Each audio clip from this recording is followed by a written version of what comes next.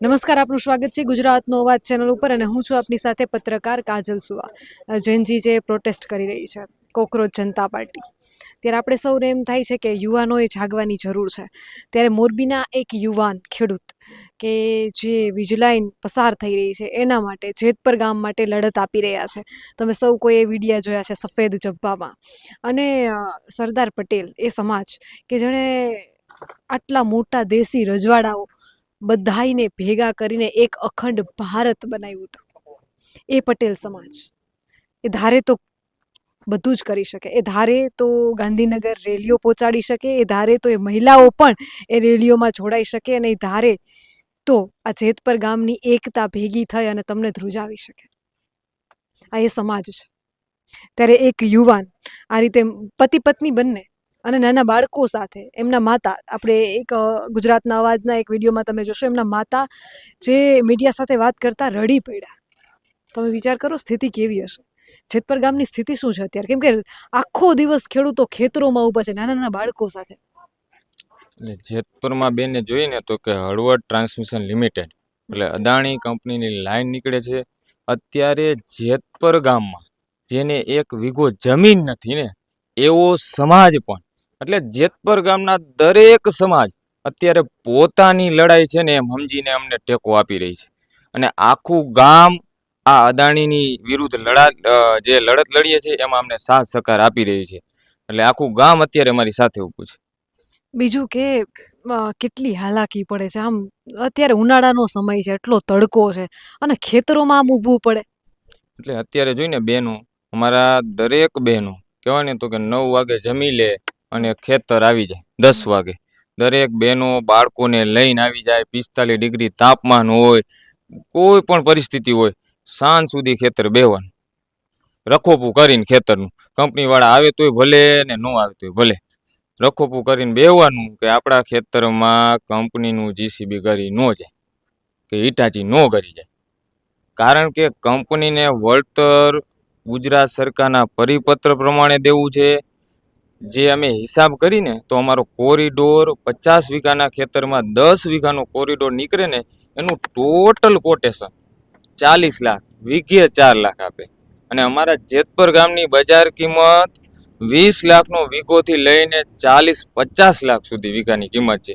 અમે એવરેજ ભાવ ગણીને એવરેજ તો 30 લાખનો વીઘો થાય. હવે ક્યાં 30 લાખનો વીઘો અને કંપની અમને આપી રહી છે 4 લાખ.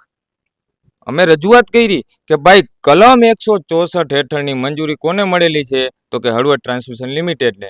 તો ટેલિગ્રાફ ઓથોરિટી કોણ છે? તો કે હળવદ ટ્રાન્સમિશન લિમિટેડ. તો 10D હેઠળ સંપૂર્ણ વળતર દેવાનો અધિકાર હુકમ કરવો પડે. 10D હેઠળ વળતરનો હળવદ ટ્રાન્સમિશન લિમિટેડને કે સંપૂર્ણ નુકસાન અમે ચૂકવશું. એને એ કાયદેસર જે રીતે કલેક્ટર 16 હેઠળ હુકમ કરે છે એવી રીતે કંપનીને પણ હુકમ કરવો પડે કે થારના થાંભલાના પાક નુકસાનનું ટોટલ આટલું વળતર, અને આ વળતર યોગ્ય ન હોય તો તમે 16(3) હેઠળ ડિસ્ટ્રિક્ટ કોર્ટમાં જઈ શકો. બરોબર, આ રીતનો કાયદેસર હુકમ કરવો જોઈએ. કોઈ પણ કંપની કરતી નથી. કલેક્ટર ખાલી મંજૂરીનો હુકમ કરે છે 16 હેઠળ. બરોબર, વળતરનો હુકમ કરવાની સત્તા કલેક્ટરને છે જ નહીં.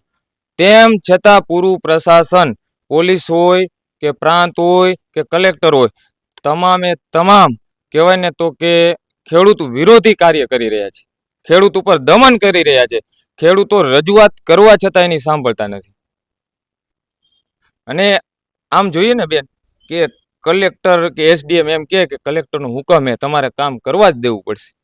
એટલે જે અધિકારીઓ બેઠા છે, માહિતી આયોગના હુકમ છે, એનું પાલન એ અધિકારીને કરવું નથી. અને એ અધિકારી ખેડૂતને એમ કે ભાઈ તમે કલેક્ટરના હુકમનું પાલન કરો. પોતાના વર્તનમાં નથી અને બીજાને એમ કે તમે પાલન કરો. એ કઈ રીતે ચલાવી લેવાય?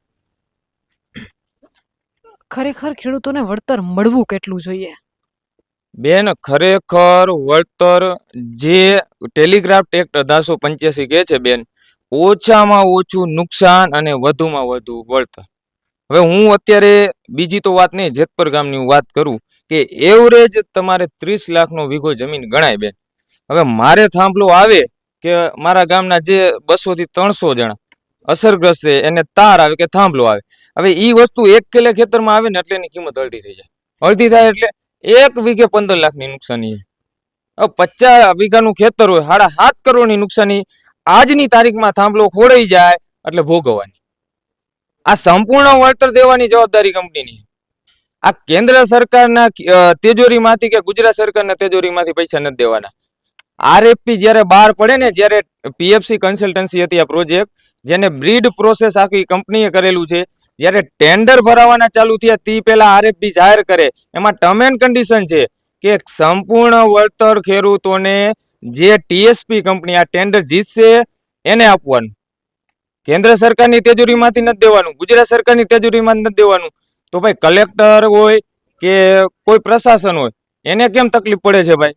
શું કામ ખેડૂત ઉપર ઓલી કરે છે, તાનાશાહી કરે છે, બળજબરી પૂર્વક કરે છે?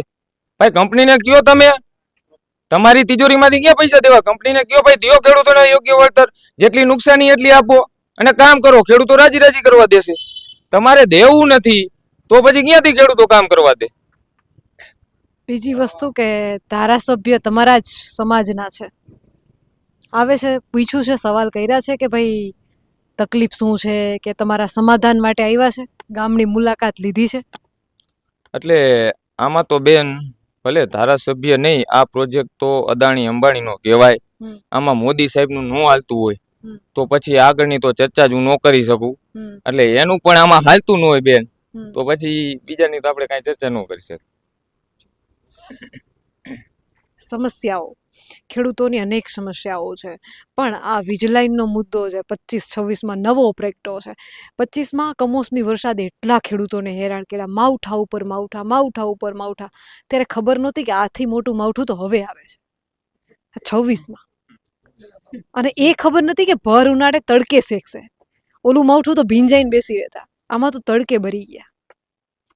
આના વિશે તમારું શું કહેવું છે? તમારા મંતવ્યો કમેન્ટ કરીને જરૂરથી જણાવજો ને આપ જોતા રહો ગુજરાતનો અવાજ.